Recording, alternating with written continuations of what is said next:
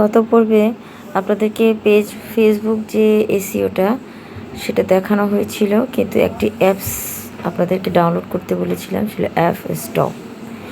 এই app stock download করার পর এটার ব্যবহারটা কিভাবে আপনারা করবেন সেটা দেখানো হয়নি। তো আজকে ভিডিওতে সেটা ক্লিয়ারভাবে দেখানো হবে। আপনি যে লগোটা তৈরি করেছিলেন ফেসবুক পেজের জন্য, সেই লগোটি ওপেন করবেন। ওপেন করলে যে 3 ডট অপশনে দেখতে পারবেন একটি রেট কথাটি আছে, রেট 5 রেটে ক্লিক করবেন। এরপর ট্যাগে যাবেন। ট্যাগে গেলে আপনার ফেসবুকের যে আপনার ফেসবুক ঠিক যেই সম্পর্কে, সেই সম্পর্কের রিলেটেড কিওয়ার্ডগুলো ইউজ করবেন।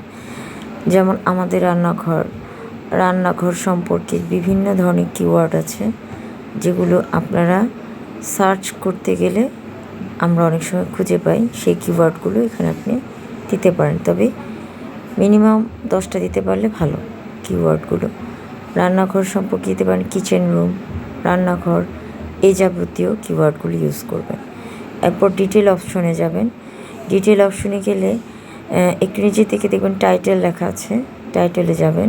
ডেসক্রিপশন, টাইটেল, র্যাট, এগুলি যাবেন। বেসিক অপশনে গেলে দেখতে পারবেন।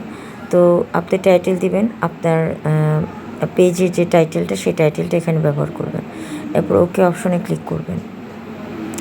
ওকে অপশনে ক্লিক করলে ডেসক্রিপশনে আপনার রান্নাঘর সম্পর্কে আপনি বিশেষ করে ইংলিশে দেবেন ডেসক্রিপশনটা। আপনি রান্নাঘর সম্পর্কে যে ডেসক্রিপশন দিতে ইচ্ছে করছে, বা যে ডেসক্রিপশনটা আপনি পেজে ইউজ করছেন, ওইটা আপনি এখানে দিতে পারেন। এরপর দেখবেন যে 5 রেট স্টার, 5 রেটেড স্টার, সেইটা আপনার ওই যে কভার পেজে, মানে কভার পেজ না সরি, লগোতে দেখতে পারবেন। এই লগোতে দিতে পারলে আপনার লগোটা এসিও হয়ে যাবে। এরপরে আপনি ফেসবুক পেজটি ওপেন করবেন। লগোটি তো আপলোড করেছেন, কিন্তু কভার পেজে আপলোড তো করা হয়নি, তাই কভার পেজের জন্য আপনাকে ক্রোম ব্রাউজার ওপেন করতে হবে। ক্রোম ব্রাউজারটি ওপেন করলে আপনার কভার পেজের সাইজ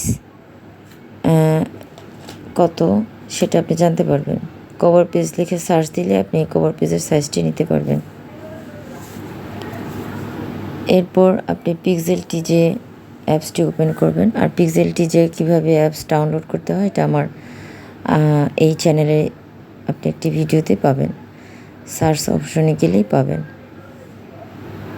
এরপরে আপনি আবার ক্রোম ব্রাউজারে যাবেন। ক্রোম ব্রাউজারে গিয়ে রান্নাঘর বা কিচেন লগো সার্চ দিলে আপনার বিভিন্ন ধরনের কিচেনের লগোর যে ছবি, মানে কোনো ধরনের ছবি যদি আপনি নিতে চান, ধরেন আপনার পেজ সম্পর্কে তো অনেক কিছুই থাকে, পেজ সম্পর্কিত কোনো হিউম্যান ডাউনলোড করতে চান, তো আমার যেহেতু পেজটি রান্নাঘর, তো আমি রান্নাঘর সম্পর্কে একটি কার্টুন শেপ বা কার্টুন হিউম্যান আমি ডাউনলোড করে নিয়েছি, জাস্ট আমার পেজটা যেন ঠিক যে সম্পর্কে সেই সম্পর্কে।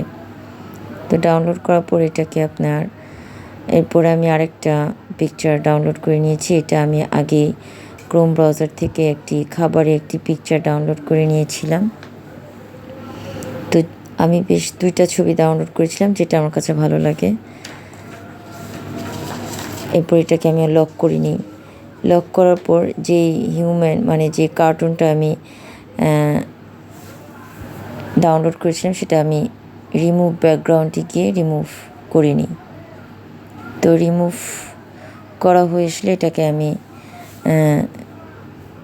রিমুভ ব্যাকগ্রাউন্ডটি ডাউনলোড করার পর প্লাস আইকনে যাব। পিক্সেলটি যে গিয়ে আপনি প্লাস আইকনে গেলে ওই রিমুভ ব্যাকগ্রাউন্ডের ছবিটি সেটা নিয়ে নেবেন।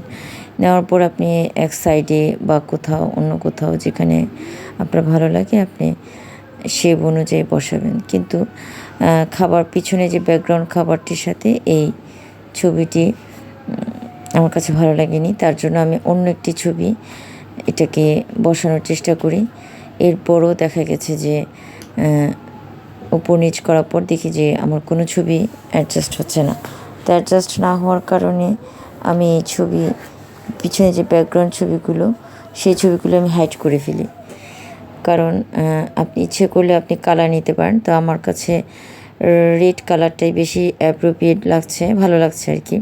তো আমি রেড কালারটাই নিয়ে নিলাম। তো রেড কালারটা নেওয়ার পর দেখলাম যে ছবিটি ভালোই লাগছে। এরপর আমি আবার প্লাস আইকনে যাই। প্লাস আইকনে গেলে আপনার টেক্সট যে অপশনটি, সে অপশনে যাবে। সে অপশনে গেলে আপনার, যেহেতু আপনার পেজটি আমাদের রান্নাঘর লেখা, সেই রান্নাঘরটি, সেই লেখাটি আপনি লিখে নেবেন। তো লেখার পর এটাকে আপনি একটু কষ্ট করে নিচের দিকে যাবেন। নিচের দিকে দেখবেন যে কীভাবে লেখা উপর নিচ করা যায়, ফাঁক করা যায় বা দূরত্ব রাখা যায়। আমার আগে লেখাটা বেশ 2 লাইনের মাঝখানে বেশ ফাঁক ছিল, তাই সেটাকে আমি ফাঁক করে নিলাম। এরপর লেখাটাকে স্ট্রোক করে নিলাম। আপনি বিভিন্ন কালারে স্ট্রোক করে নিতে পারেন স্ট্রোক অপশনে গিয়ে। এরপর আমার ভালো লাগার জন্য একটু শ্যাডো নিয়ে নিই। এরপর প্লাস আইকনে দেখেন একটি স্টিকার, বিভিন্ন ধরনের স্টিকার পাবেন, যে স্টিকারটা আপনার কাছে ভালো লাগে। আমার যেহেতু রান্নার বিষয়, তাই আমি একটি ফায়ারের একটি স্টিকার নিলাম। ফায়ার স্টিকার নেওয়ার পর দেখলাম যে ভালোই লাগছে।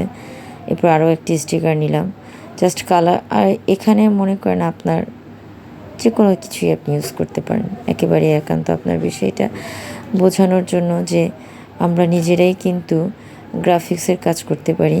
আমাদের এই গ্রাফিক্সের কাজের জন্য অন্য কোথাও যাওয়ার প্রয়োজন নেই।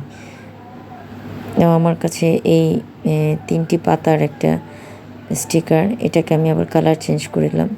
কালার অপশনে গিয়ে কালার চেঞ্জ করার পর এটাকে আমি আবার শ্যাডো দিলাম, স্ট্রোক করলাম যেন লেখাটার সাথে অ্যাডজাস্ট হয়।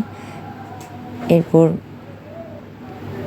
আপনারা দেখতে পাবেন অনেক সময় বিভিন্ন ফন্টের মধ্যে বিভিন্ন লেখার একটা আর্টের জন্য ডিজাইন ইউজ করে থাকে। তো এইটা আমরা অনেক সময় ইউজ করতে পারি।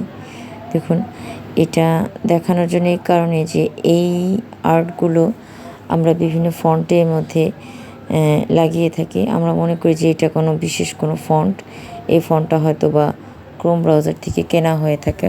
হ্যাঁ, কেনা যায়, এটা সত্যি। কিন্তু আপনি যে কোনো ফন্টে এই শেপগুলো আপনি ইউজ করতে পারবেন। তো শেপগুলো আমাকে একটু স্ট্রোক করে নিতে হয়েছে, কারণ লেখাটা যেহেতু। তো ফ্রন্টের মধ্যে আবার দেখেন যে শেপ 2টা, তো একটা আপনি ইরেজার অপশনে গেলে মুছে নিতে পারবেন। আমি এই জন্য মুছে নিই। তো এটাকে আমার লেখার সাথে অ্যাডজাস্ট করার জন্য আমি স্ট্রোক করে নিই। স্ট্রোক অপশনে যাবেন, স্ট্রোক অপশনে গেলে আপনি বিভিন্ন কালারিং স্ট্রোক পাবেন। আমি যেহেতু আমার লেখার কালার স্ট্রোক ছিল ব্ল্যাক কালার, আমি ব্ল্যাক কালার স্ট্রোক করে নিয়েছি। এরপর শ্যাডো অপশনে গিয়ে এটাকে শ্যাডো করে নিয়েছি। শ্যাডো করার পর জিনিসটা বেশ মোটা হয়ে যায়, তো আমি কালার চেঞ্জ করে নিয়েছি। আপনারা ওইভাবে ফ্রন্টের কালার অনুযায়ী আপনি চেঞ্জ করতে পারবেন। তো আমার অলরেডি পেজের কভার পেজ অলরেডি ক্লিক হয়ে গেছে। আপনি সবগুলো লক করে নেবেন, লক করলে জিনিসগুলো সরে যাবে না। তো আপনি এটাকে আবার ডাবল করে নিতে পারেন। ডাবল করলে আপনি অন্য কোথাও শেপ মতো বসিয়ে নিতে পারবেন, আবার ঘুরিয়েও নিতে পারবেন। এটাকে ঘুরিয়ে অন্যভাবে অন্য জায়গায় লেখাটা বসাতে পারবেন। তো আমার এখানে জায়গা না থাকার কারণে আমি অন্য কোথাও বসাতে পারিনি, তাই এটাকে আমি ডিলিট করে দিলাম। ডিলিট করার পর আপনি এটাকে আবার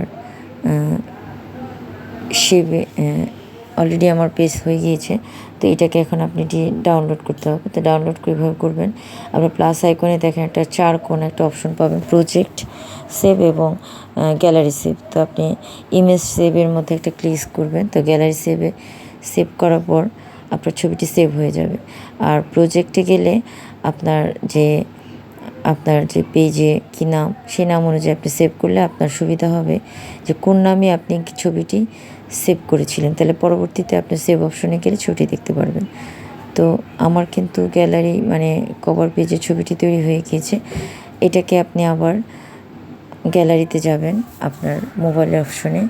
গ্যালারিতে গেলে ডিটেইল অপশনে যাবেন, থ্রি ডটে গেলে রিনেম একটি লেখা আসবে।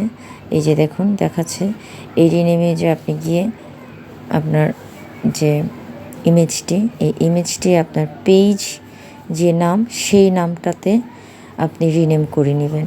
রিনেম করলে কি হয় যে আপনার কভার পেজটিও এসইও হয়ে গেল। এসইও হলে পরবর্তীতে সার্চ করলে আপনার এই ছবিটা সবার আগে মানে সার্চ অপশনে গেলে আসবে।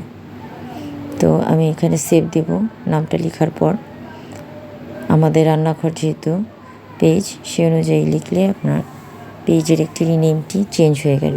আপনার কিন্তু এসইও কভার পেজে এসইও হয়ে গেছে। এখন আরও একটি কাজ আছে, সেটা হচ্ছে প্রথমে যে আমি আপনাকে একটা অ্যাপস ব্যবহার দেখিয়েছিলাম, ফুল স্টপ, অ্যাপ স্টপ। এই অ্যাপ স্টপে গিয়ে আপনি এটাকে আবার ওপেন করে ঠিক লগোটিকে আপনি এসইও করেছেন ঠিক সেভাবে লগোটি এই লগোর মতো করে পেজটিও এসইও করে নেবেন। যেহেতু আমার পেজটি আমি এসইও করে রেখেছি, আপনাদের সেটা দেখালাম না, যেহেতু প্রথমে এটা দেখানো হয়েছে। তারপর এটাকে আপনি কভার পেজে আপলোড করে নেবেন। আপলোড করলে আপনার কিন্তু ফেসবুক পেজে একটি পেজ এসইওর যা কাজ থাকা দরকার ছিল তা সম্পূর্ণ এই ভিডিওর মাধ্যমে শেষ হয়ে গেল।